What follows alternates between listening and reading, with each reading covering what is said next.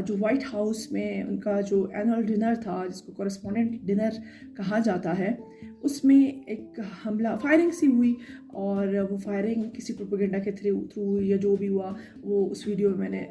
थोड़ी बहुत डिटेल आपसे शेयर की है। अभी मज़ीद तफसीलात इसके बारे में नहीं पता चल सकी, लेकिन उन्होंने उस मुलाजिम को जो है गिरफ़्तार किया हुआ है और उससे तफ्तीश हो रही है। अब सूरत हाल कुछ ऐसी है कि जैसा कि आप वीडियो में ऊपर इसको साथ साथ चलाऊँगी भी और आपको दिखाऊँगी भी कि ये वो लोग हैं। आपको पता है कि इस जगह पे वाइट हाउस में डोनाल्ड ट्रंप के साथ, डोनाल्ड ट्रंप को इंक्लूडिंग डोनाल्ड ट्रंप, किस किस्म के लोग जो है यहाँ मौजूद हैं। और आप लोग इनका डर और खौफ देखें, एक गोली बहुत दूर कहीं चली और उसका खौफ इनके ऊपर आप देखें कि ये कुछ मेज़ों के ऊपर छुप रहे हैं, और डोनाल्ड ट्रंप खुद उनकी हालत देखें कि किस तरह वो खौफ से, उनके चेहरे से उनका खौफ नज़र आ रहा है। और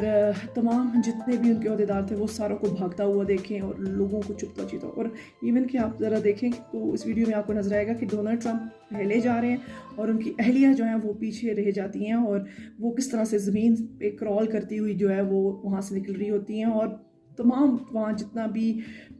जो वहाँ की एलीट क्लास वहाँ बैठी हुई है, वो सब की सब दुनिया के मिलेनियर्स जो हैं और जो दुनिया के अंदर फैसले करते हैं और दुनिया के अंदर बर्बादी करवाने में जिनका हाथ है, वो सब के सब कैसे खौफजदा होकर भाग रहे हैं। लेकिन ये लोग अगर एक दफ़ा भी सोचें कि किस तरह से ये मासूम लोगों के ऊपर, ये तो एक फायरिंग थी छोटी सी, तो किस तरह से ये बॉम्ब ब्लास्ट करते, किस तरह से लोगों की ज़िंदगी इन्होंने उजाड़ दी। मासूम बच्चों को आप गाज़ा के अंदर देखें, अभी लेबनान के अंदर देखें, और ये नहीं बहुत सारे तकरीबन 10 से ऐसे ममालिक हैं अगर हम उनको गिने जहाँ पे अमेरिका, इसराइल जो है वो एक्टिविटीज़ जारी हैं और वो इन मासूम लोगों को जो इनकी जानों को ज़ाया कर रहे हैं। और ख़ुद इनके हालात ज़रा चेक करें, देखें क्या उन लोगों के दिलों में ऐसा खौफ नहीं होगा। अभी ईरान के ऊपर जिस तरह से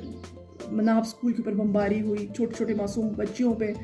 तो क्या उनके दिलों में ये खौफ उस वक्त नहीं आया होगा। लेकिन बात वही है कि वो मुसलमान हैं, उनके दिलों में इतना खौफ डर नहीं होता जितना इन लोगों के दिलों में खौफ और डर होता है, क्योंकि इन लोगों को दुनिया से मोहब्बत होती है। तो कहने का मकसद ये है कि इन लोगों, ये जो डोनाल्ड ट्रंप दुनिया को रोज़ धमकाता है कि मैं ये कर दूंगा, मैं जो बॉम्ब फेंक दूंगा, मैं अपनी आर्मी भेज के आपको तो बर्बाद कर दूंगा, कभी ईरान को धमकियाँ दे रहे हैं, कभी किसको कभी किसको। तो इनके अपने हालात आप चेक करें। और दूसरी तरफ अगर आप देखें तो इसराइल का जो नेतन्याहू है उसको प्रोस्टेट कैंसर जो है डिटेक्ट हुआ, और तभी वो पिछले अरसे में जो था वो गायब था, और अब जाके उसने इस खबर को जो है, जब ईरान की और अमेरिका का सीज़ फायर हुआ तो उसके बाद से उसने इस खबर को दुनिया के सामने लाया, और उसने कहा कि मैंने खुद कहा था कि ये 2 महीने के दौरान जो किसी को भी ये बात पता नहीं चलनी चाहिए। तो उसको कैंसर हुआ, अब इत्तलात में था कि वो ठीक है, लेकिन अब जाहिर सी बात है वो अपने केसेस को दबाने के लिए और उसकी अपनी आवाम